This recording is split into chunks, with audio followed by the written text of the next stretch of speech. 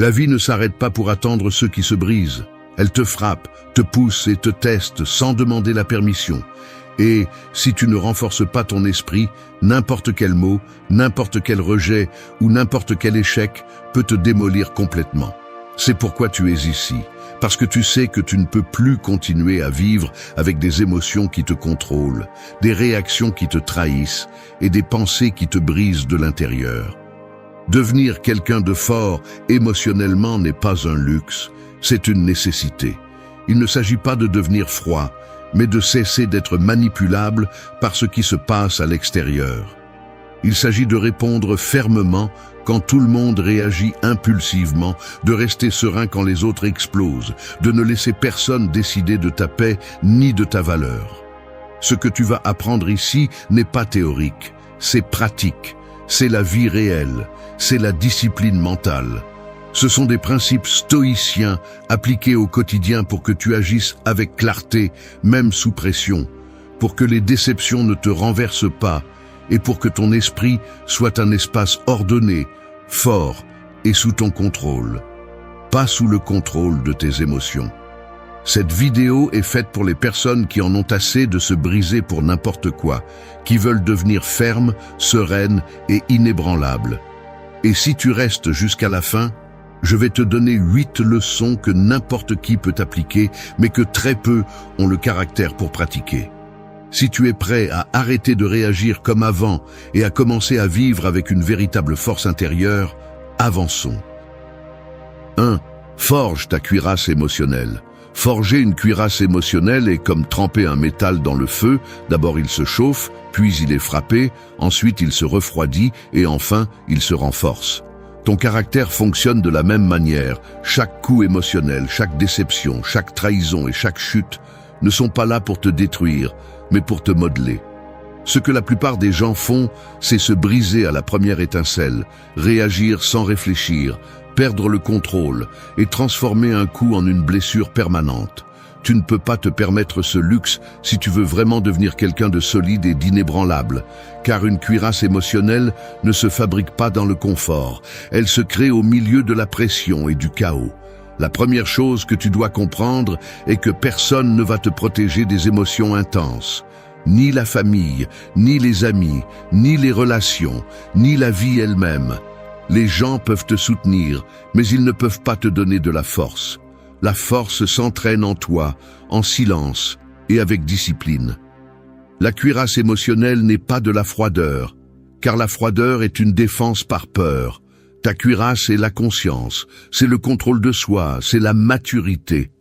C'est la capacité de ressentir, mais de ne pas laisser ce que tu ressens décider pour toi. C'est agir avec lucidité, même lorsque tes émotions tentent de te pousser vers le désastre. Pour construire cette cuirasse, tu dois arrêter de prendre tout ce qui se passe personnellement. La plupart des gens se détruisent parce qu'ils interprètent chaque geste, chaque mot et chaque action des autres comme une attaque directe. Ils pensent que tout est contre eux, alors qu'en réalité, les gens agissent en fonction de leur propre histoire, de leur propre peur et de leurs propres limites. Lorsque tu arrêtes de croire que tout t'affecte personnellement, tu deviens instantanément plus fort. La cuirasse émotionnelle commence lorsque tu décides de ne pas réagir comme un réflexe automatique, mais comme un être humain conscient. Une autre partie clé est de maîtriser tes déclencheurs. Nous avons tous des points faibles, mais le fort les reconnaît, les observe et les entraîne. Si quelque chose t'irrite, tu ne l'évites pas, tu l'étudies. Si quelque chose te fait mal, tu ne le réprimes pas, tu le confrontes. Si quelque chose te déstabilise, tu ne le justifies pas, tu le démontes. Lorsque tu transformes tes points faibles en points d'entraînement, ta cuirasse cesse d'être une protection temporaire et devient une structure interne solide. Chaque jour, tu as l'opportunité de t'entraîner. Chaque irritation est un morceau de métal que tu trempes. La cuirasse émotionnelle implique également une résistance au jugement des autres. Tu ne peux pas être fort si tu dépends de la façon dont on te perçoit. Si un commentaire te détruit, si une opinion te fait tomber, les gens vont toujours juger, critiquer ou mal interpréter. Toujours. C'est à toi de décider si cela entre dans ton esprit ou rebondit sur ta cuirasse. La force ne consiste pas à prouver quoi que ce soit, mais à ne pas permettre à quoi que ce soit de s'immiscer là où il ne le devrait pas.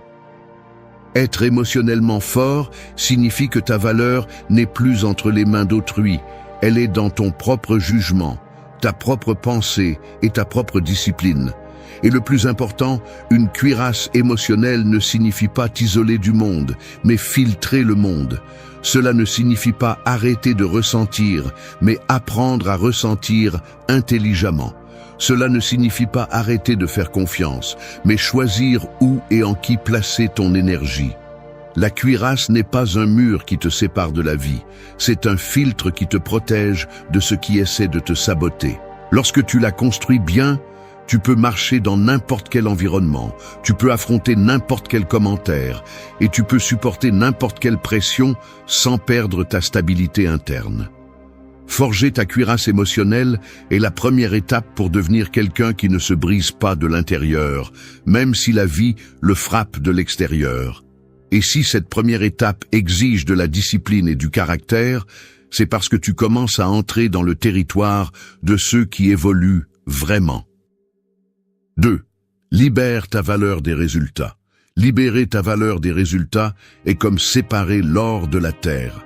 De l'extérieur, il peut sembler que tout est mélangé, que ta valeur dépend de ce que tu accomplis, de ce que tu gagnes, de ce que les autres reconnaissent. Mais quand tu commences à creuser en toi, tu découvres quelque chose d'essentiel. L'or a toujours été là, simplement recouvert d'attente, de pression, de peur et d'obsession pour ce qui se passe à l'extérieur. La plupart des gens sont pris dans cette erreur. Ils pensent qu'ils valent plus quand ils réussissent et moins quand ils échouent, comme s'ils étaient des produits et non des êtres humains. Cette mentalité détruit le caractère, brise l'estime de soi et te rend émotionnellement fragile. Si le résultat est mauvais, tu t'effondres. Si c'est bon, tu te sens grand. Et ainsi, tu vas dans la vie sans stabilité interne. Quand tu comprends que ta valeur n'est liée à aucun résultat, respirer devient plus facile. Non pas parce que tu arrêtes de faire des efforts, mais parce que tu arrêtes de t'attacher à la peur. Quand tu fais quelque chose et que ça ne marche pas, cela ne signifie pas que tu es insuffisant, cela signifie que tu es en train d'apprendre. Quand tu fais quelque chose et que ça marche, cela ne signifie pas que tu es invincible, cela signifie que tu progresses. Le résultat ne définit pas qui tu es, il montre seulement où tu en es à ce moment-là. Et c'est le plus gros problème que la plupart des gens ont, ils pensent que leur performance est un verdict permanent. Tu te trompes aujourd'hui et tu te déclares un échec. Tu réussis quelque chose et tu penses que tu es déjà complet. Ce manque d'équilibre émotionnel est ce qui t'affaiblit. Si tu veux être émotionnellement fort, tu dois arrêter de lier ton identité à ce qui se passe à l'extérieur. Quand tu te détaches de ce schéma, un type de pouvoir interne se libère que presque personne ne connaît. Tu ne réagis plus avec anxiété quand les choses ne se passent pas comme tu l'espérais, parce que ta valeur reste intacte. Tu ne cherches plus désespérément la validation parce que tu n'en as pas besoin pour confirmer qui tu es. Une erreur ne te détruit plus parce que tu la vois pour ce qu'elle est vraiment, de l'information, pas une sentence. La sérénité commence quand tu comprends que ta valeur est une constante et que les résultats sont variables. Tu ne peux pas permettre à ce qui est variable de décider de ce qui est constant. Pour y arriver, tu dois entraîner une chose, l'auto-observation. Chaque fois que tu sens qu'un résultat t'affecte, remets en question la pensée automatique qui apparaît. Demande-toi si tu réagis à partir de ta valeur ou de ton ego. L'ego veut toujours gagner, veut être reconnu, veut prouver, veut contrôler. La valeur interne n'a besoin de rien de tout cela, elle a seulement besoin de cohérence. Ta tâche n'est pas de gagner chaque bataille, c'est de rester ferme dans qui tu es, peu importe ce qui se passe. Si tu fais ce qui est juste et que le résultat ne suit pas, tu restes fort. Si tu fais ce qui est faux et que le résultat te favorise, tu restes perdu. Libérer ta valeur des résultats signifie aussi que tu apprends à apprécier le processus. Les personnes émotionnellement fragiles vivent en fonction de l'approbation finale, comme si la vie était un examen constant. Les forts comprennent que ce qui te construit vraiment, c'est le chemin, pas la destination. Chaque jour de discipline, chaque essai, chaque chute, chaque réussite forment un caractère qui ne se brise pas face à un coup extérieur. Quand tu valorises ton processus, ton esprit devient plus stable. Tu ne vis plus poursuivi par la peur de l'échec, ni intoxiqué par l'orgueil du succès. Tu avances simplement. Et cela te donne une tranquillité que très peu de gens connaissent. 3. Transforme l'irritation en calme. Transformer l'irritation en calme, c'est comme prendre une étincelle qui pourrait incendier une forêt et l'emprisonner entre vos mains jusqu'à ce qu'elle s'éteigne. L'étincelle est là, prête à brûler, prête à tout détruire sur son passage. Mais au lieu de l'alimenter, vous la prenez, la tenez et la transformez en silence intérieur. C'est le véritable pouvoir émotionnel que très peu de personnes maîtrisent. La plupart laissent n'importe quel commentaire, n'importe quel geste, n'importe quelle provocation les enflammer de l'intérieur. Ils s'irritent, réagissent, explosent et ensuite regrettent. Vous ne pouvez pas vivre ainsi si vous construisez un esprit fort, car chaque réaction impulsive est une capitulation déguisée en force. L'irritation est une émotion qui arrive rapidement, presque automatiquement, mais le calme est une décision. C'est ce qui le rend si puissant. Quand quelqu'un vous irrite, ce n'est pas la personne qui vous contrôle, c'est votre réaction. Et chaque réaction sans réflexion est un rappel que vous ne maîtrisez pas encore votre monde intérieur. La vie réelle est pleine d'interruptions, d'injustices, de lenteur, d'erreurs et de provocations. Vous ne pouvez pas éliminer cela, mais vous pouvez éliminer la façon dont cela vous détruit de l'intérieur. L'irritation est un stimulus. Le calme est votre réponse. Et c'est là la différence entre les faibles émotionnels et les forts. Pour maîtriser l'irritation, vous devez comprendre son origine. L'irritation survient lorsque votre attente entre en collision avec la réalité. Vous vouliez que quelque chose aille plus vite. Vous vouliez que quelqu'un soit plus conscient. Vous vouliez que la situation soit plus juste. Et comme ce n'est pas le cas, cela vous dérange. Ce malaise se transforme en irritation parce que votre esprit n'accepte pas ce qui se passe. Mais lorsque vous commencez à vous entraîner à voir la réalité telle qu'elle est et non telle que vous aimeriez qu'elle soit, votre irritation perd de sa force. Les choses cessent de vous déranger parce que vous n'attendez plus que le monde s'adapte à vous. Et ce simple changement mental est l'une des armes les plus puissantes que vous pouvez développer. Un autre point important est d'apprendre à créer de l'espace entre l'impulsion et la réponse. Les personnes émotionnellement faibles réagissent en millièmes de seconde sans réfléchir, comme si elles étaient des marionnettes de leurs émotions. Les personnes émotionnellement fortes respirent, observent, traitent et ensuite choisissent.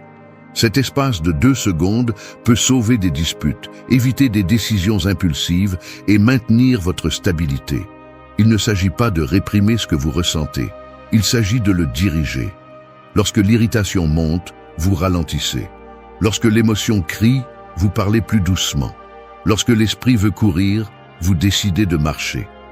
Ce contraste fait de vous une personne imperturbable. Pour transformer l'irritation en calme, vous avez besoin d'un entraînement constant. Chaque nuisance est une opportunité. Chaque personne difficile est un exercice. Chaque situation injuste est un poids émotionnel qui vous rend plus fort si vous le portez correctement. Au lieu de penser « cela me dérange », changez votre approche en « cela m'entraîne ». Ce simple changement transforme la vie en une salle de sport mental. Les personnes qui vous irritent deviennent vos maîtres. Les situations qui vous frustrent deviennent votre pratique et chaque jour vous devenez plus résistant. Vous ne cherchez pas à éviter le monde, vous cherchez à le dominer de l'intérieur. Le calme se renforce également lorsque vous comprenez qu'aucun élément externe ne devrait avoir le pouvoir de ruiner votre stabilité interne. Vous ne pouvez pas permettre qu'un mot, un geste ou une erreur vous vole de l'énergie. C'est trop de pouvoir accordé à quelque chose de trop petit. Le calme n'est pas de la passivité, c'est du contrôle absolu. C'est choisir consciemment où vous placez votre attention, votre énergie et votre réaction. 4.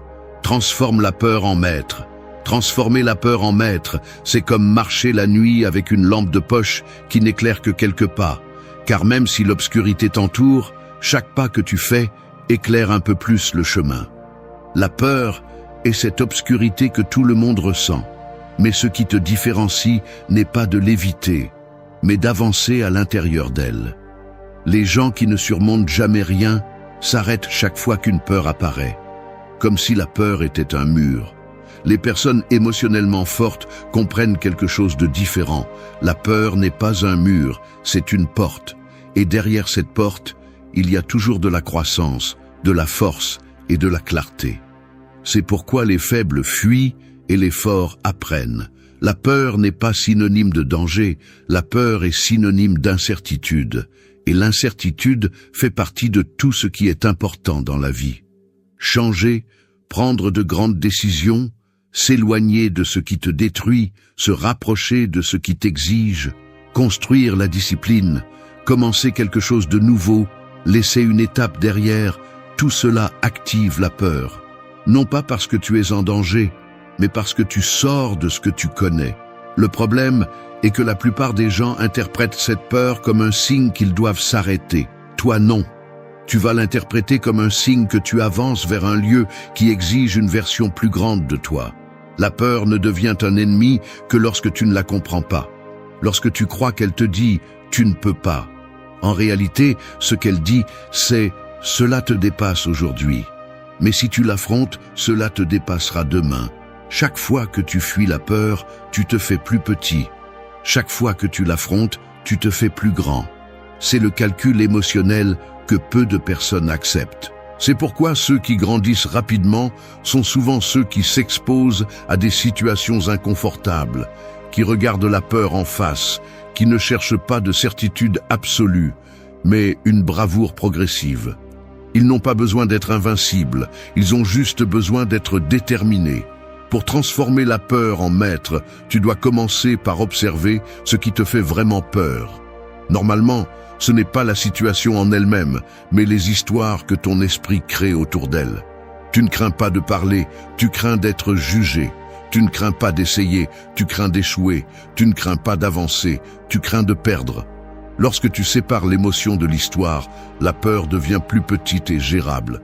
Au lieu de dire « cela me fait peur », demande-toi « quelle histoire je raconte qui me fait me sentir ainsi ?» Cette simple analyse réduit la force émotionnelle de la peur presque instantanément. Une autre étape cruciale est de bouger même si tu ressens de la peur. N'attends pas qu'elle disparaisse pour agir, car cela ne fonctionne pas ainsi. La peur se réduit avec l'action, pas avec la pensée. Plus tu penses à quelque chose, plus tu le rends grand. Plus tu agis, plus il devient petit. L'action est l'antidote à la paralysie émotionnelle. Lorsque tu fais un pas, même petit, ton esprit reçoit un signal clair que tu as le contrôle, que tu n'es pas arrêté, que tu n'es pas à la merci de la peur. Et à chaque pas, l'obscurité devient moins oppressante, moins intimidante. Transformer la peur en maître nécessite également d'accepter que l'échec ne te définit pas. Beaucoup de gens craignent d'avancer parce qu'ils croient que se tromper détruit leur valeur. Cette mentalité est l'une des plus grandes prisons qu'une personne peut avoir. L'échec est une expérience, c'est de l'information, c'est une correction. Ce n'est pas une identité, ce n'est pas une sentence, ce n'est pas le reflet de qui tu es. Lorsque tu cesses de craindre de te tromper, tu commences à avoir une liberté que peu de gens connaissent.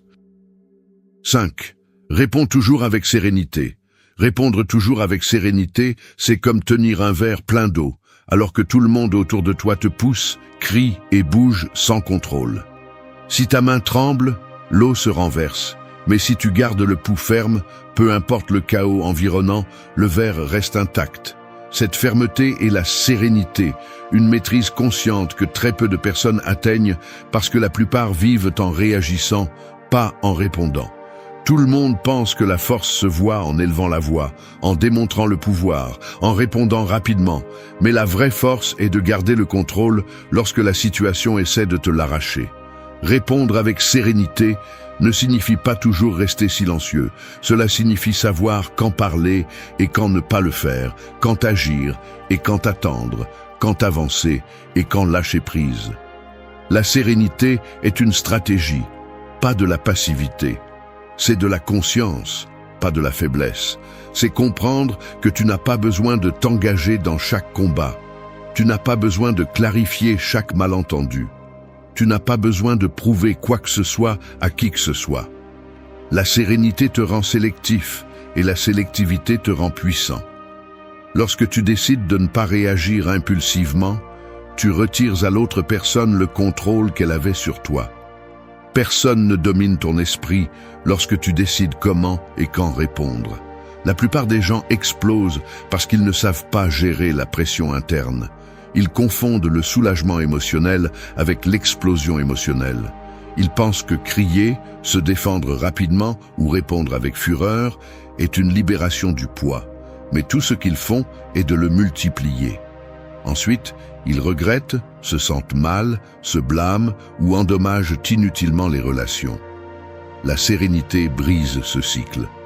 Lorsque tu choisis de répondre calmement, tu transformes la pression en clarté. Tu ne te trahis pas avec des mots impulsifs, tu ne te punis pas avec des réactions inutiles et tu ne donnes pas de pouvoir à la colère momentanée.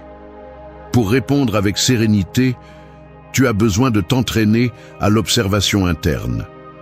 Avant de répondre, demande-toi si ta réponse vient de ta blessure, de ton orgueil ou de ta sagesse. Si elle vient de la blessure, tu vas exagérer. Si elle vient de l'orgueil, tu vas détruire. Si elle vient de la sagesse, tu vas résoudre.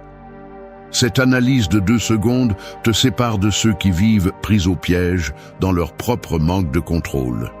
La sérénité est une pause, mais pas une pause vide, c'est une pause intelligente. C'est la capacité de voir la situation telle qu'elle est, sans que tes émotions la déforment sur le moment. Cela implique également de comprendre que tout ne mérite pas ton énergie. La sérénité est une forme de nettoyage émotionnel. Elle t'aide à distinguer ce qui vaut ton temps et ce qui ne le vaut pas, ce qui mérite une réponse et ce qui mérite ton indifférence. Tout ce qui te dérange n'a pas besoin de ta voix. Toute provocation ne mérite pas ta présence. Toute injustice ne nécessite pas une explosion émotionnelle. Répondre avec sérénité, c'est dire « je décide », pas « la situation décide pour moi ». Cette différence est celle qui sépare celui qui contrôle ses émotions de celui qui se laisse contrôler par elles. La sérénité te protège également des manipulations externes. Beaucoup de personnes cherchent à provoquer pour mesurer ta stabilité. D'autres cherchent à te sortir de ton centre pour se sentir supérieur. Certains veulent voir comment tu réagis pour savoir si tu es contrôlable. Lorsque tu gardes ton calme, tu désarmes toute tentative de manipulation. La sérénité leur dit sans mots qu'ils ne peuvent pas t'entraîner dans leur chaos. Et quand quelqu'un se rend compte qu'il ne peut pas te manipuler émotionnellement, il arrête d'essayer de te contrôler mentalement. Répondre avec sérénité crée également une présence puissante. 6. Protège ta paix avant tout. Protéger ta paix est comme prendre soin du feu d'un feu de camp au milieu du vent. Peu importe la force de la flamme, si tu ne la couvres pas, n'importe quel courant peut l'éteindre. Ta paix intérieure fonctionne de la même manière. Si tu ne la protèges pas, n'importe quel commentaire, n'importe quelle personne, n'importe quelle situation peut t'entraîner dans le chaos. Et la vérité est que la plupart des gens vivent ainsi, laissant le monde décider de leurs sentiments, offrant leur stabilité à quiconque élève la voix, critique, provoque ou manipule. Tu ne peux pas continuer à vivre ainsi si tu cherches une véritable force émotionnelle, car sans paix intérieure, il n'y a pas de clarté, pas de force et pas de contrôle. Protéger ta paix signifie arrêter de permettre à tout d'entrer dans ton esprit. Toutes les opinions ne sont pas importantes, toutes les personnes ne méritent pas d'accéder à ton énergie, toutes les situations ne méritent pas ta réaction. Les personnes émotionnellement faibles pensent qu'elles doivent répondre à tout, clarifier tout, se défendre contre tout, prouver tout. Et elles finissent épuisées, irritées, confuses, brisées. Les personnes émotionnellement fortes font le contraire. Elles filtrent. Elles observent si cela vaut la peine de s'impliquer. Elles analysent si la situation mérite de l'énergie. Elles décident si la personne a une place dans leur monde. Protéger ta paix n'est pas de l'égoïsme, c'est de l'intelligence émotionnelle. Ton esprit est ta maison. Tu ne peux pas laisser la porte ouverte pour que n'importe qui vienne la salir. Pour protéger ta paix, tu dois apprendre à te retirer avant de te détruire. Beaucoup de gens restent dans des discussions sans sens par orgueil, restent dans des relations qui les épuisent par peur d'être seuls, restent dans des environnements toxiques parce qu'ils se sont habitués au bruit. La paix se brise lorsque tu te forces à rester là où tu ne t'adaptes plus. La paix se protège lorsque tu t'éloignes à temps. Les forts ne restent pas là où ils perdent le contrôle d'eux-mêmes. Ils bougent, ils se mettent à l'écart, ils se taisent. Et ce mouvement n'est pas de la lâcheté, c'est de la maîtrise émotionnelle. Protéger ta paix implique également de maîtriser ton intérieur. La plupart des gens pensent que la paix dépend de la façon dont les autres agissent, mais la vérité est qu'elle dépend de la façon dont tu interprètes ce que font les autres. Les gens peuvent être injustes, bruyants, impulsifs, mais c'est toi qui décides si cela entre dans ton monde ou si tu le laisses dehors. Si tu supposes que la paix arrive lorsque tout le monde se comporte bien, tu n'auras jamais la paix. La véritable force réside dans le maintien de la stabilité même lorsque l'environnement ne coopère pas. Ton esprit doit devenir un espace où seul ce qui est nécessaire, utile et positif entre. Un autre point clé est d'arrêter de justifier la présence de ce qui te vole de l'énergie. Si une personne te draine toujours, ne l'excuse pas. Si un lieu te pèse toujours, ne te mens pas. Si une habitude te détruit, ne la rationalise pas. La paix se perd parce que tu tolères trop. Chaque fois que tu acceptes ce qui va à l'encontre de ton bien-être, ta stabilité s'affaiblit. Protéger ta paix est un acte d'honnêteté brutale. Cela implique de dire « cela ne me fait pas de bien » et d'agir en conséquence. Et oui, cela dérange. Et oui, cela exige des décisions difficiles. Mais personne n'a atteint la paix intérieure sans choisir fermement ce qu'il laissait entrer dans sa vie. Il est également essentiel de créer des routines mentales qui renforcent ta sérénité. La paix n'apparaît pas par magie, elle se construit avec des habitudes quotidiennes.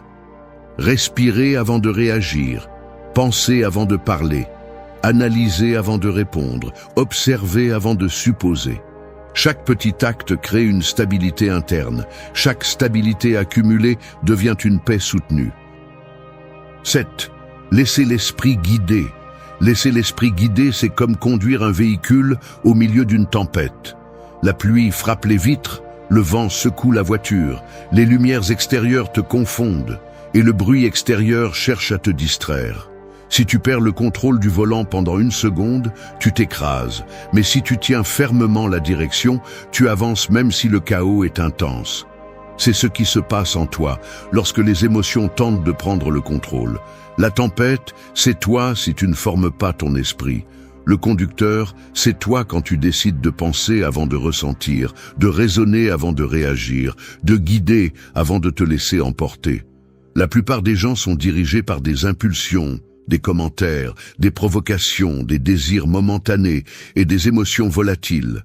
Ils entrent dans des discussions qui ne valent rien, prennent des décisions sous le coup de la colère, abandonnent par peur ou cherchent la validation par l'insécurité. Puis ils se demandent pourquoi leur vie semble hors de contrôle. La réponse est simple, ils ont laissé l'émotion conduire. Quand l'émotion conduit, tu te heurtes toujours. Quand l'esprit conduit, tu avances toujours. Non pas parce que tu ne ressens pas, mais parce que tu ne permets pas à ce que tu ressens de décider pour toi. Laisser l'esprit guider ne signifie pas éteindre tes émotions, cela signifie les comprendre. L'émotion t'informe, l'esprit te dirige. L'émotion te prévient que quelque chose t'affecte, l'esprit décide quoi en faire. L'émotion monte rapidement, l'esprit stabilise. Le problème de beaucoup de gens est qu'ils écoutent l'émotion et font taire la raison. Tu vas pratiquer le contraire. Tu vas écouter l'émotion pour la comprendre, mais tu vas agir à partir de la clarté mentale.